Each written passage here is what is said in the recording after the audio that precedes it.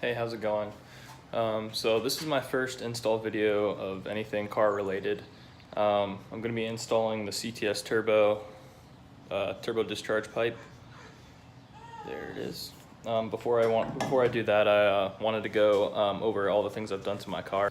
All right, so here we're in the engine bay. We have the Unitronic cold air intake. We have the diverter valve relocation kit. We also have the Go Fast Pits DV Plus on there. Under the engine cover, I have the I guess they call it the R8 coil packs. Also have just a boost tap here. It's going into the cabin to boost gauge. That's where we'll go next. All right, so we're gonna go in the car. And here's the cockpit view. I'll show you the boost gauge coming on. This is a digital boost gauge. I'll give you the startup. I need to readjust it.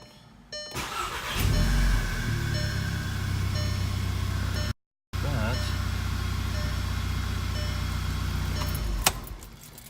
And also the car has a Stage 2 Unitronic tune, ECU tune, and also a Stage 1 transmission DSG tune. We also have the CTS Turbo Back Exhaust. I'll give you a look at that under the car once I get on jack stands, and then we'll start the install on the discharge pipe. I also want to do a quick exhaust clip. Get that going here.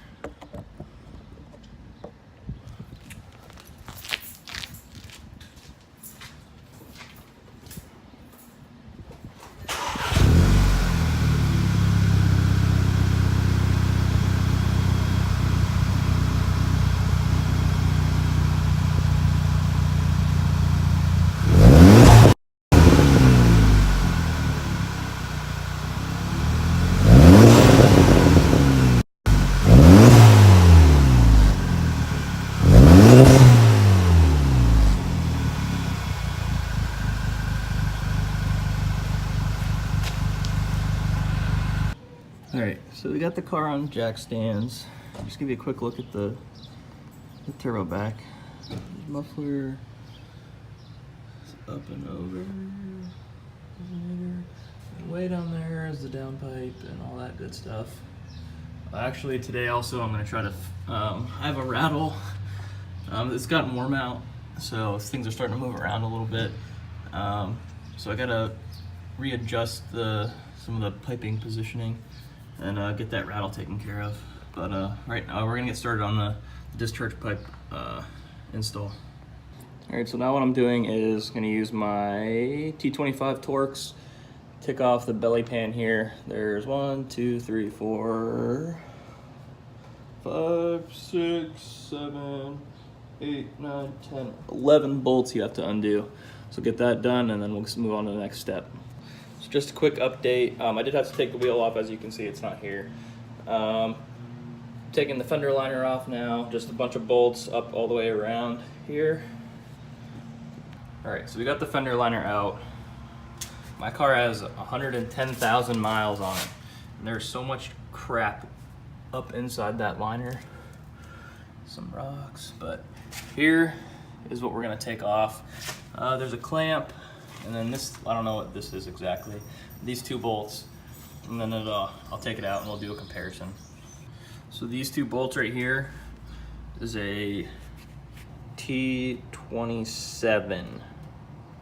All right, so we got the pancake pipe off. There's 2, on each end there's these clips that go around the base of the pipe.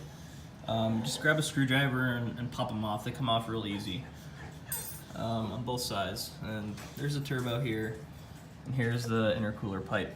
We're gonna fit the new pipe on. All right, so here we have the old pipe and the new pipe. This pipe, very restrictive. This, holding it this way doesn't look so restrictive, but when you go like this, look at that. It's so flat. It starts like this, it goes flat, and comes back out.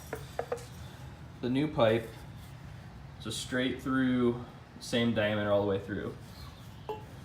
Same diameter all the way through. Nice and smooth. Alright, let's get this put on. So one more note on the coupler that goes onto the turbo. This is the old one. There's an O-ring here you'd have to take off and reuse, and I placed it right on the new piece. Alright, so here's the coupler I just showed you right here. I put the silicone hose around it to make it easier when I put in the pipe.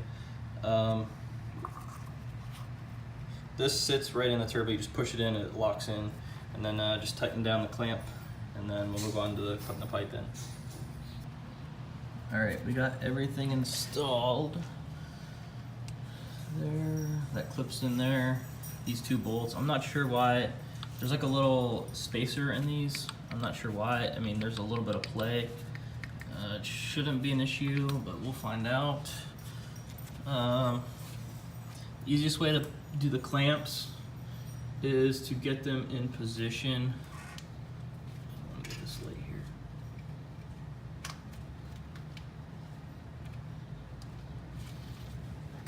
Is to get them in position.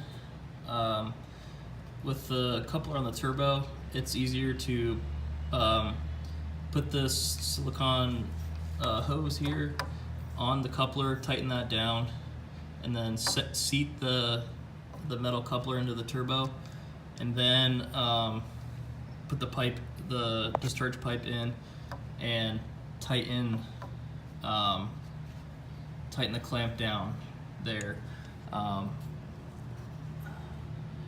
I mean, it is tight quarters, but you're able. You can get it with a small ratchet. Now I'm gonna check. I'm gonna start the car, make sure there's no any leaks or anything, and then we'll get everything back together and do an after review. We'll drive the car and see how if there's any difference. All right, everything's back together. You can see the pipe right there. That new piece. I don't think there's any leaks or anything, so I think we should be good to go. See if I can get, you can see the gap. Oh, if I can zoom in, focus. If you can see that gap there. I'm gonna run it like that for a little bit, see if there's any issues. If not, I'm just gonna leave it. But let's go for a spin. All right, so we're out here. We're gonna do a couple pulls to see if I can feel any difference. And then I'll bring you guys back in the cabin and we'll talk about it a little bit more.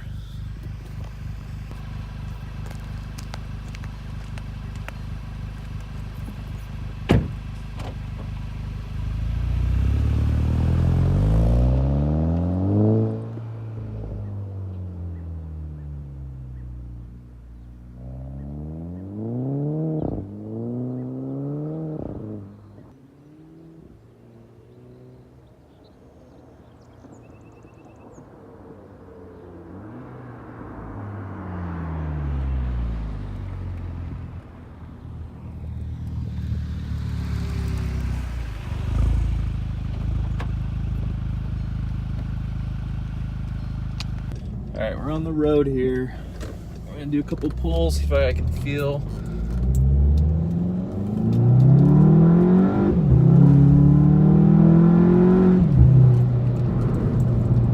Let's go from second. Slow down here.